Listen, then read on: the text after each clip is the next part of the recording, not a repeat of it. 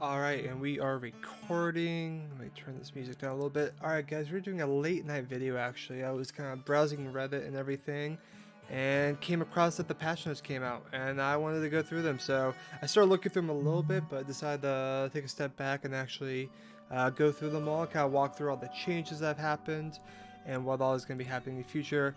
A good note to have is that since this is for the open beta, technically it could change come launch, but that is unlikely due to the fact that the open beta is only 3 days long and most of these will probably be lasting into the actual launch. So first things first, they have done some world experience changes, the expeditions. They fixed a lot of issues and bug fixes within them, both in the expedition, worlds, and quests, and tech. I'm not going to go too crazy into this because this is mostly bug fixes and slight adjustments to how the AI works. So the big TLDR from this, when I read through this, and this is the main stuff that this and the AI stuff kind of goes through, is that the game should be smoother. The video effects and the sound and that kind of stuff and exploits and bugs should all be fixed up, or at least better fixed. And the AI itself will actually be harder. Bosses damages and monster damages will be a bit better. The AI skill will be a bit stronger. Health will be stronger. So kind of especially as they scale upwards. So the game will continue to feel like a threat at higher levels. I know I felt like a lot of the mobs were a threat to me at lower levels. But once I got to like the 30 plus range, I never really felt any issues with mobs outside of like a few expeditions. So this is exciting to see that the mobs should continue to be a challenge, and PvE will be a bit more invigorating with the idea that mobs can be tough. So I'm not going to spend too much time on that. Notable bug fixes. They did a lot of bug fixes with the arenas, general expeditions. I'm not going to go into that. If you have a bug that you're specifically interested in, be sure to check it out.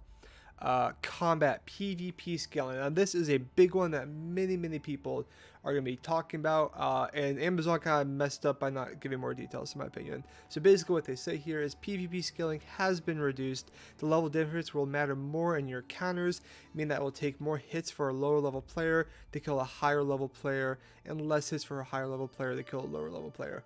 Now this is a very controversial topic, and you're not going to get people ever happy fully on this. Many people are blaming streamers, the idea that they forced this to happen and this shouldn't be the case, and other people are saying that this is needed for the game.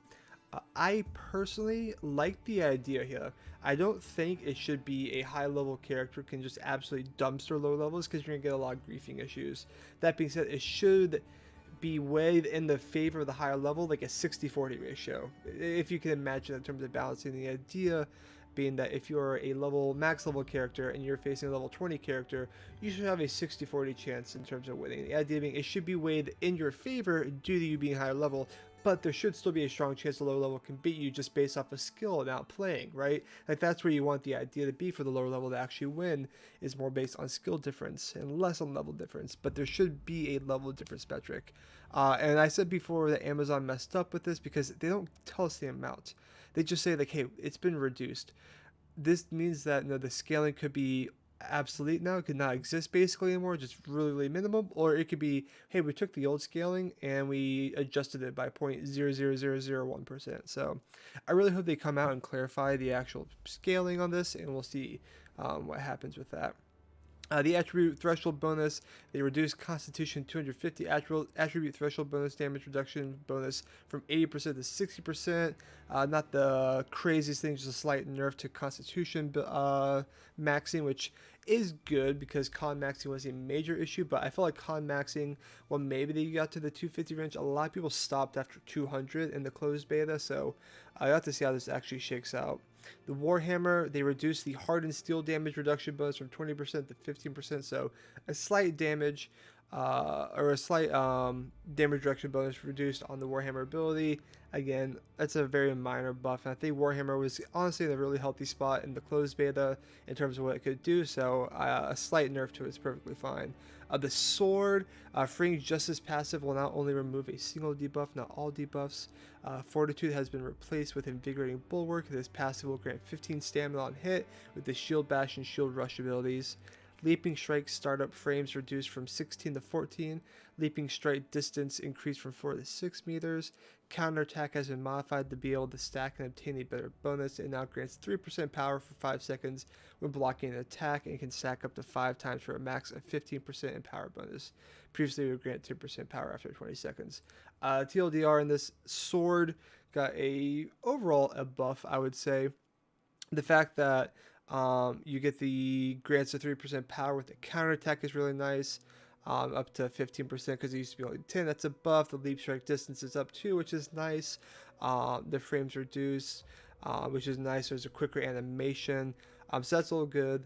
I think overall this is a buff for the sword, which is needed, and it's more of a buff in terms of some of its damage, its stamina issues. So that's really nice because there's definitely a tank heavy build, and you know, the idea being that you could go just a pure sword, no shield, and be with DPS. It never really happened in a closed beta, so these are good steps in my opinion towards making sword a bit more better in terms of actual capabilities outside just being a tank.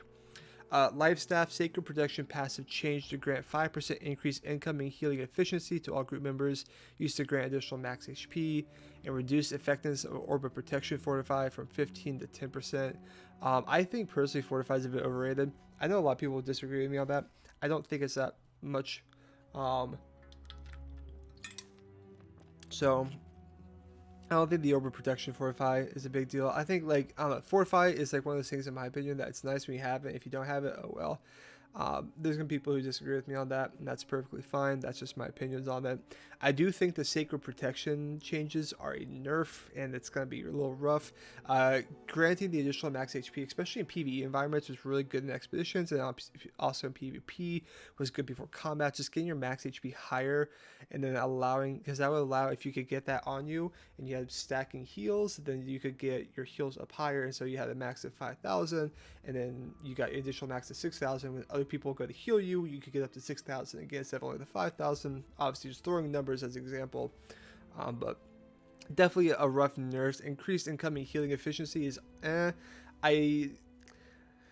I mean, theoretically, if you are stacking life staff still in terms of like a PvP environment or something like that, then that means, oh, like the one's just gonna heal you faster, but just not to the same extent. And heals were already really fast in closed beta. If you had like 3 dudes pull out a life staff and drop heals, like a heal circle on you, like the Sacred Protection or whatever on you, and just heal you up real fast, it was already super fast. So incoming healing efficiency is not a big deal. Losing the additional max HP is a nerf in my opinion. So but life staff needed a little bit of a nerf. I think they need a nerf life staff because they're going to want to introduce other healing options in the future beyond life staff. And so if they have life staff be overpowered and the 1-all for healing, that's going to be an issue in terms of the longevity of weapon variety. Hatchet Berserk nerfed. Berserk duration reduced to 12 seconds and the cooldown has been increased to 18. And Berserk and Refresh now heals 10% every 4 seconds while Berserk is active to a max of 30.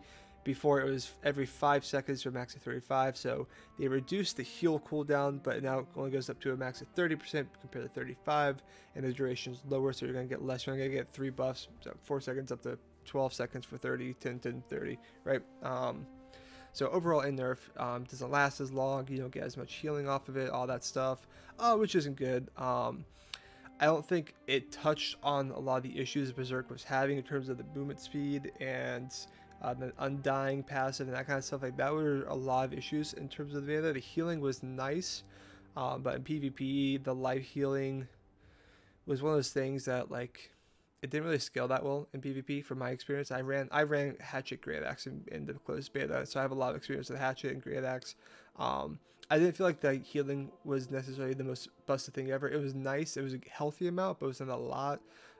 So that's been nerfed more, so that's gonna be gone, but that wasn't really the core strength of Berserk. Was definitely, in my opinion, in open world PvP, was just the speed and everything, and the undying features I felt was like a really strong portion of it. That hasn't been touched. I think that's fine personally. I think the Hatchet hate was overrated. I don't think it's the most busted weapon ever like a lot of people think, and if you nerf the lifesteal a little bit to make it a bit more balanced, it's probably fine. Great Axe, on the other hand, I thought was incredibly strong in beta, if not arguably the strongest weapon in closed beta. So let's see. They reduced the effectiveness of gravity well and yielding fortify upgrade from 15 to 10. Reduced Great Axe enduring strike damage reduction bonus from 20 to 15. The second hit on Reap no longer has stagger on it, which I thought was a bug anyway, so that's good. So slight nerfs again. Fortify upgrade from 15 to 10. I don't think the gravity fortify was a big deal. I personally didn't even run it on my Great Axe build just because I didn't want to bother going through that passive, and I could get other stuff for that I thought were better.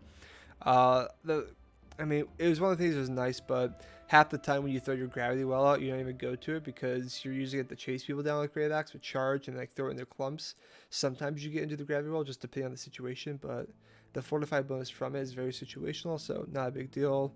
Enduring strike damage reduction bonus from 2015, slight DPS bonus, which is probably fine. The Great Axe, in my opinion, was definitely overtuned. If you guys didn't see, like Fingrush, I was in a war with him. He did like 3.2 million damage. And, like the next highest was like 800,000. Is because he was running Great Axe and just dishing out huge damage. So slight damage nerfs is not a big deal at all to the Great Axe. Bow, reduced effectiveness of bow unbreakable focus fortify passive from 20 to 10. Again, fortify. I'm not gonna go into that. Chain perks. Reduce the number of times the chain perks change to another target from 5 to 3. Only trigger off basic attacks and have. That's fine. Chain weapons and stuff were very strong and almost a must-have in a lot of PvP, in my opinion. If you didn't have chain damage on a lot of your weapons in PvP, I felt like you were trolling. So reducing the chain perks from 5 to 3 and changing how they trigger. It's a nerf to chain, but honestly needed because it allows for other weapons to actually have a say. And in my opinion, before, if you were running Che, especially in PvP, you were trolling. Equip load updates. The 20% damage increase for light equip load and 2% increase for medium load should also affect the healing output for the character. Healing is reduced by 20% to account for this. We want the best healer be in light gear. And 15. Okay, these are two different things. The first part, 20% damage increase for light. Okay, so I see. So healing is reduced by 20% to account for this. We want the best healer to be in light gear. Wait, so 20% damage increase for light equip load and 2% damage increase for medium equip load should also affect the healing output for the character. So wait, it's saying, the way I read this is it's saying that if you're running light armor, then you would have a healing is reduced by 20% to account for this. You want the best healer to be in light gear. But that doesn't make... I feel like they wrote that weird. I'm assuming what they're basically saying is light has increased damage and medium has a bit increased damage, so they get less healing for them. I think is how it's supposed to read, which makes sense. They're trying to make it so light gear is in the back line. I have a lot of thoughts on how the armor system works right now in New World that I think there's just going to be too many changes for me to put into a thought video, but I think that's pretty shit, to be honest. I don't like the idea of forcing that threshold. I think a fun part of New World is creativity and builds and how you can adjust and do various things, so forcing into one type of playstyle is to me. And the thresholds being reduced is fine. There's still going to be people who will find the way to get the maximum amount of heavy armor into their medium threshold. 15 to 13 probably means like swapping out like the gloves or the boots or whatever it was that was still heavy to medium as well, and keeping everything else heavy. Not the biggest deal. Same thing. Like yeah, not the biggest deal for the thresholds. Just restricts a bit more. It's probably fine for in terms of balancing how they want to take the game. Again, your 15 to 13 is going to be like one item is changed from heavy to, or like from medium to light to be able to keep that threshold, and then like heavy 30 to 23 just means like yeah, the boots and gloves or something like that will also need to be medium now instead of heavy. I mean, that's not a big deal as long as you can get the chest and helmet as the core pieces for like the upper threshold that you want to have. It's going to be fine. Normalize weight or protection ratios within each armor class. Good. Increase the armor provided by chest pieces, reduce the amount provided by helmets. This goes back into like this part. You have this, and then so yeah, this just further encourages to get your chest piece to be the maximum weight you can have because it's got the highest armor, and same with the helmet. Or reduce the helmet. So I guess helmet less so, but like it's still gonna encourage like if you're gonna run light armor to have a medium chest piece or whatnot and that kind of stuff. So nothing changes in the play style too much beyond that. Just I'm sure some math and higher level gear. Slightly increase the armor granted by balance ratios to match the total armor provided by physical elemental ratios. Cool. Fine. Reduce the weight of around and cool. That makes sense. I like that. That's gonna help a lot with the threshold and actually be able to run sword shield and not be heavy armor if you can have a bit reduced. So cool. Housing trophies. I never got into housing, so I'm not gonna even talk about those. Climbing a fortified buff of 50%. That's fine. They reduced a lot of fortified buffs elsewhere, so having potions do not be included in the clamping of the empower fortified buffs.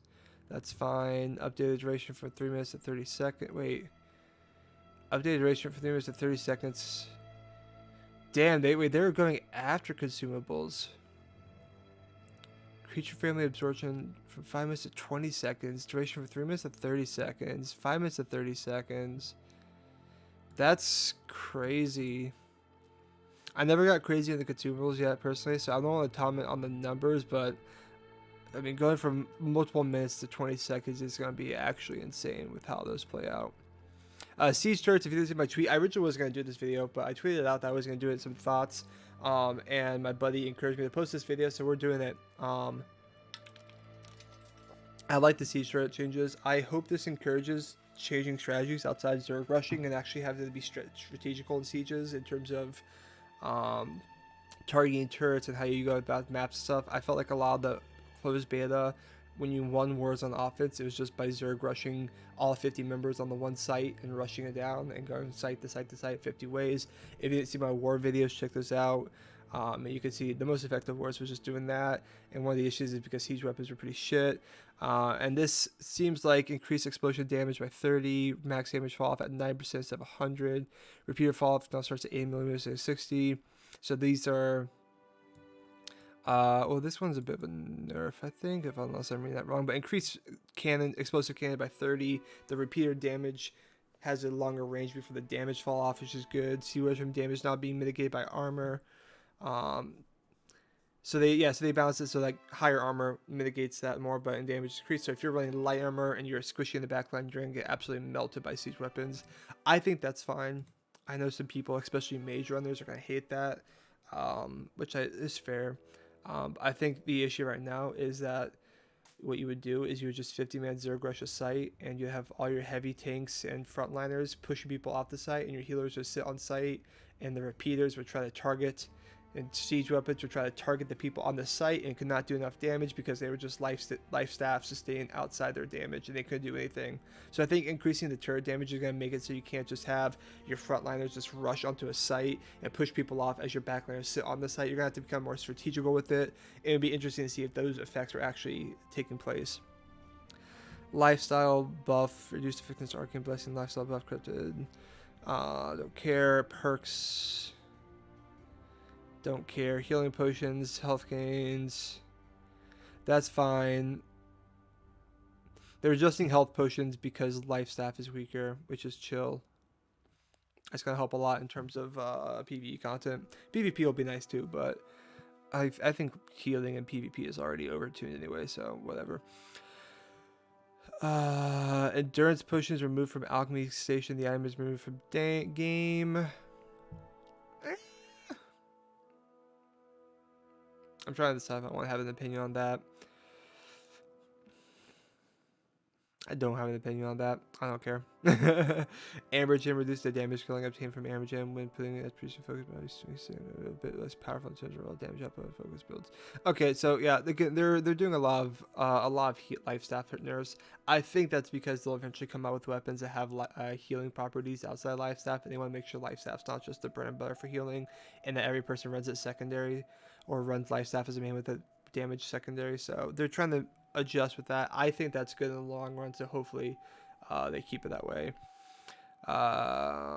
Adjusted the strength 50 to prevent damage bonus being applied from elemental decks. So this is really good. I like this a lot. It makes it so strength is not just pure bread and butter DPS, and it helps with like the chain damages and that kind of stuff for the gems and how that works with elemental damage.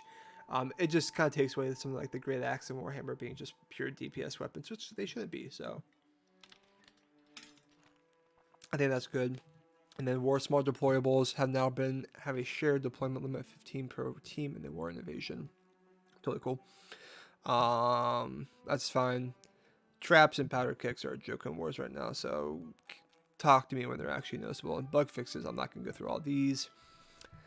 Progression, this is something that everyone assumes is going to happen, having higher Azoth staves, because everyone knew that the actual main story didn't end at level 40 or 45, wherever that thing was in the main story. So obvious. Reduce XP for town projects. I actually read this already. I think while these are hefty nerfs, 25 reduce 30, 50, 50. I still think the route method video that I put or talked about before, when how you can compile this with other things and run these missions, I don't think this makes a difference. And I still think, at the very least, based on what they did later at low changes at low levels to small amount and 20 to 30 still reduced.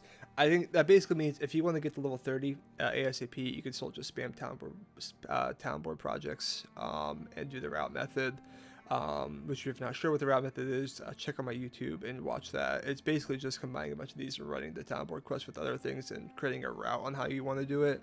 While it's still nerfed, I think town boards were so far in advance the most powerful way to get XP that even though they have been nerfed by this amount, they are still going to be in the front line, if not like equal in strength to XP grinding. So I think this just reins in a bit more from being absolutely busted to just strong, but I still think it's going to be a super strong way to level up, and I don't think that's going to change anytime fast just because they reduced the amount by this amount. I think the core issue is how many projects you could turn in at once in the 30-minute period, and not just the fact that you could do them all in the 30, you know what I mean? So I don't think that's going to be a huge nerf, especially at least through the first 30 levels. Maybe at higher levels it's a bit weaker, but I think that's fine. If you want to power level to 30, I bet you could still run town board projects and get to 30 within a day or two. So that's fine. Yeah, we saw that. No more endurance.